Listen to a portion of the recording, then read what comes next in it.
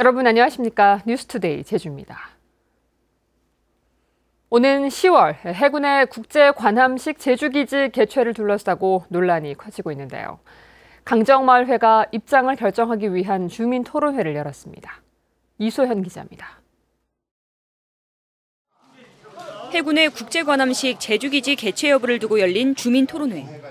마을회가 회의 진행을 외부에 공개하지 않기로 정하고 개최한 토론회는 예정대로 저녁 7시 반쯤 시작됐습니다. 주민들은 지난 18일 2달여 앞으로 다가온 국제관함식 개최 여부를 조속히 결정해달라는 청와대 이용선 시민사회 혁신수석의 이야기를 공유하고 수용 여부 논의에 들어갔습니다. 하지만 회의 직전까지도 주민들의 의견은 엇갈렸습니다. 관함식 개최를 수용하자는 주민들은 이번 행사를 갈등을 해소하는 계기가 될 수 있기를 바랐습니다. 이 기회를 통해서 대통령이 오시면은 유감 표명을 받고 또 기재부로 올라간 예산을 받아서 다시 우리 공동체 회복 사업을 하는 게 그게 또 우리 강정 주민의 또 앞으로의 어떤 미래의 희망이 아닌가 그렇게 생각합니다. 그러나 수용에 반대하는 주민들은 갈등 해소 계기는 해군의 행사가 아니라 국가 행사인 민군복합형 관광미항 완공식이 돼야 한다고 강조했습니다.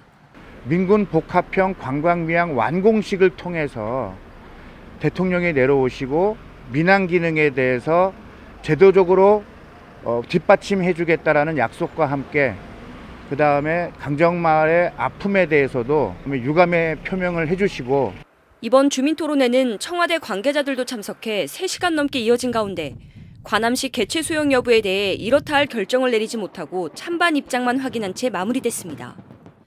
MBC 뉴스 이소연입니다. 원희룡 지사가 제주공항 주변 웰컴시티에 5,000세대 규모의 주택을 건설하는 방안은 주변 여건과 맞는지 재검토해야 한다고 밝혔습니다. 원 지사는 어제 현안 조정회의를 열어 이같이 말하고 대규모 신도시 개발은 제주도의 전체적인 도시계획 측면에서 접근하고 도민이 공감할 수 있는 공공성을 확보할 수 있는지 신중한 접근이 필요하다고 밝혔습니다. 제주도는 제주공항 주변 개발 계획에 대해 이달 말까지 의견 수렴을 마무리한 뒤 구상안을 재검토할 예정입니다.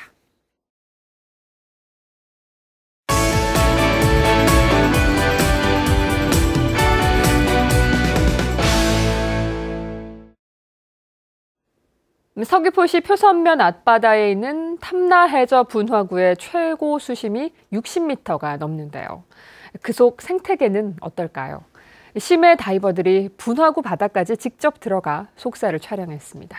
오승철 기자입니다. 100kg에 가까운 심해 잠수 장비와 수중 스쿠터로 무장한 다이버들이 바닷속으로 뛰어듭니다. 탐나해저 분화구 밑바닥까지 내려가는 데만 5분. 수심 61m, 모래나 파쇄된 조개 껍데기 등 퇴적물들이 쌓여 있습니다. 햇빛도 거의 들지 않아서 생물들을 찾아볼 수 없습니다. 주변 바위를 따라 위로 올라가자 나뭇가지처럼 생긴 해면이 군데군데 눈에 띄고 갈색의 멍게류가 바위를 뒤덮었습니다. 수심 25m, 전갱이떼가 군무를 펼치고 형형색색의 연산호들이 다이버들을 반깁니다. 우리나라에 서식하는 고등 가운데 가장 크다는 나팔고등도 진귀한 모습을 드러냈습니다. 스스로 빛을 발산하는 빛 해파리와 원색으로 치장한 갯민숭 달팽이들, 탐나해저 분화구는 원시의 생태를 품고 있습니다. 벤자민? 이 고기가 때로 이렇게 막 계속 왔다 갔다 그래서 생태 환경이 상당히 이렇게 아주 잘 보존이 되어 있는 것 같습니다. 남북 방향 660m, 동서 방향 430m로 축구장 면적의 16배가 넘는 탐나해저 분화구. 사실상 처음 속사를 드러낸 가운데 어떤 생물이 얼마나 서식하고 있는지, 그리고 분화구의 생성 비밀에 대한 체계적인 조사가 필요해 보입니다. MBC 뉴스 오승철입니다.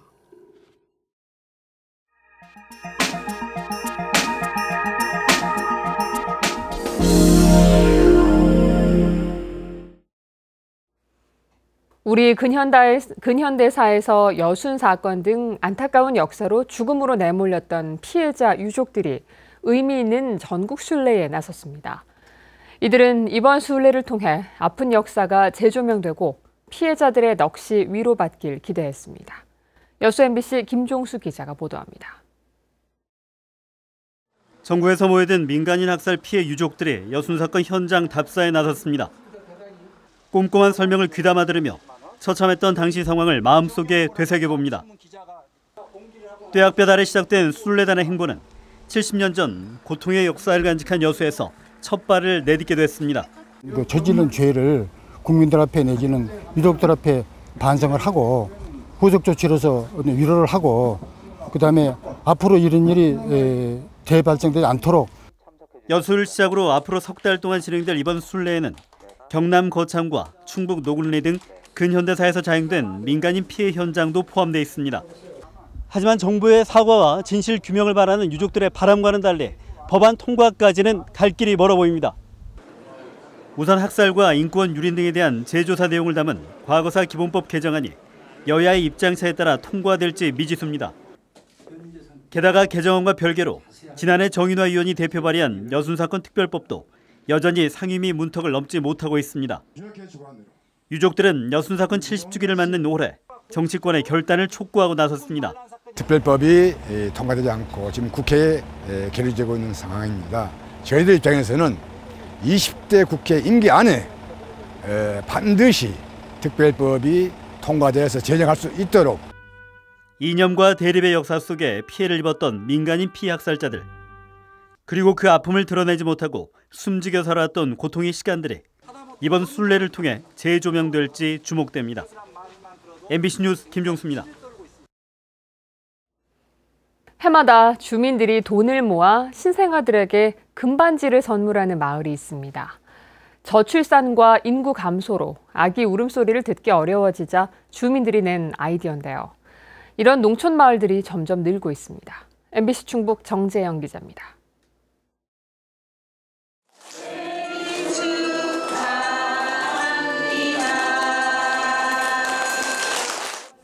시골 면사무소에서 축하 행사가 한창입니다. 군수회, 도의원, 마을 어르신들까지 수십 명이 참석했습니다. 주인공은 이 마을에서 태어난 신생아 6명. 큼지막한 케이크에 $1 금반지도 선물 받습니다. 새 생명의 탄생과 함께 출산을 축하하는 자리입니다. 둘째는 뱃속에 있고요. 저희는 4가지 계획을 하거든요. 그래서 더 사회에서 더 많이 도와주시고 하면은 더 좋을 것 같습니다. 이 마을에서 신생아들에게 금반지를 주기 시작한 건 지난 2015년부터입니다. 그 사이 아이를 2명 낳은 부부도 탄생했습니다. 애도 잘 안 낳으려고 하는데 아무래도 이런 계기가 생기면은 아이도 뭐 더 생각 없던 분들도 더 가질 수 있는 거고요. 네, 아주 좋은 이벤트라고 생각합니다. 젊은이들이 떠나고 저출산까지 겹치면서 아기 울음소리 듣기가 힘들어지자 마을 주민들이 낸 아이디어입니다. 50여 명의 주민과 출향인들이 천사가 들어간 모임 이름의 의미를 살려 매달 2,4원씩 걷어 마련했습니다. 시골에서는 아이들의 웃음소리나 울음소리가 듣기가 참 어려운 그런 실정입니다. 함께 축하하고 또 행복하고 인정 넘치는 그런 동의면을 만들고자 하는 그런. 십시일반 돈을 걷어 금반지를 선물하는 마을은 옥천군에만 3군데. 지난 2005년 처음 시작돼 이웃마을로 확산됐는데 신생아 112명이 혜택을 받았습니다. 같은 기간 옥천군 전체 인구는 줄었지만 이들 마을 인구는 100명 늘었습니다. MBC 뉴스 정기영입니다.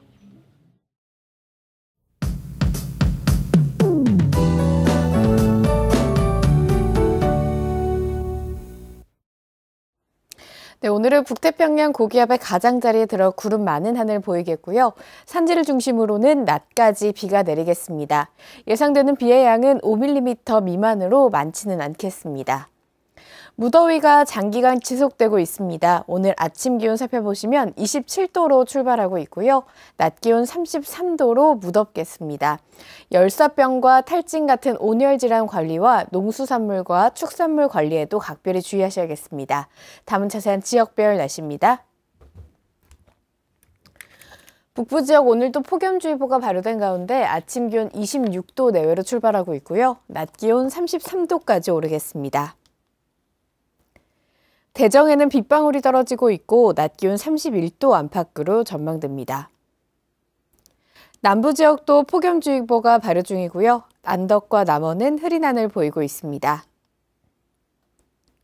동부 지역 오늘도 폭염 경보가 발효됐습니다. 한낮 외출은 가급적 자제해 주시는 게 좋겠습니다. 산간 지역에는 낮까지 비가 내리겠고요. 기온은 윗세오름 17도, 성판악 22도로 출발하고 있습니다. 도서 지역 오늘 현재 기온 26도 내외로 나타나고 있고요. 낮 기온 31도까지 오르겠습니다. 풍랑주의보는 해제됐지만 바다의 물결은 남쪽 먼바다에서 4m까지 높게 일겠으니까요. 항해나 조업하는 선박은 각별히 주의하시기 바랍니다. 오늘 아침 모든 공항에 구름이 많이 지나고 있습니다. 주간 날씨입니다. 당분간 계속해서 낮 기온 33도를 웃도는 무더위가 이어지겠습니다. 또 밤에는 대부분 지역에 열대야도 나타나겠으니까요. 더위 대비 단단히 해주셔야겠습니다. 기상정보였습니다. 어제 저녁 7시쯤 제주시 도평동의 한 단독주택 다용도실에서 불이 나 내부 76제곱미터와 냉장고 등 가재도구를 태워 소방서 추산 1,800여만 원의 재산 피해가 났습니다. 이 불로 집안에 있던 61살 김모 씨 등 2명이 연기를 마셔 병원으로 옮겨졌지만 생명에는 지장이 없는 것으로 알려졌으며 소방당국은 정확한 화재 원인을 조사하고 있습니다. 제주 혁신도시에 주민과 이전기관 직원들을 위한 복합센터가 들어섭니다. 국토교통부는 혁신도시 정주 여건 개선과 활성화 사업에 제주 복합혁신센터 건립 사업을 선정하고 내년부터 완공까지 국비와 지방비 300억 원을 투입합니다. 서귀포시 제주 혁신도시 내 11,000제곱미터 부지에 지하 1층, 지상 3층 규모로 지어지는 제주 복합혁신센터는 수영장과 어린이집 등 문화체육시설을 갖추고 오는 2023년에 완공될 예정입니다. 제주시에서 서귀포 방면의 평화로에도 속도 위반 구간 단속이 이뤄집니다. 제주도는 오는 9월까지 예산 2억 5천만 원을 들여 제주시 애월읍 광령리 공룡랜드 인근에서 서귀포시 안덕면 동광 1교차로까지 16km 구간에 구간 단속 카메라를 설치하기로 했습니다. 지난해 7월부터 운영 중인 평화로 서귀포에서 제주시 방면 구간 단속에서는 하루 평균 속도 위반 차량 30석 대가 적발되고 있습니다.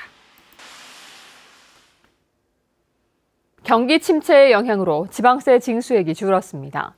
제주시에 따르면 올 상반기 지방세 수입은 3,739억 원으로 지난해 같은 기간보다 190억 원, 4.8% 감소했습니다.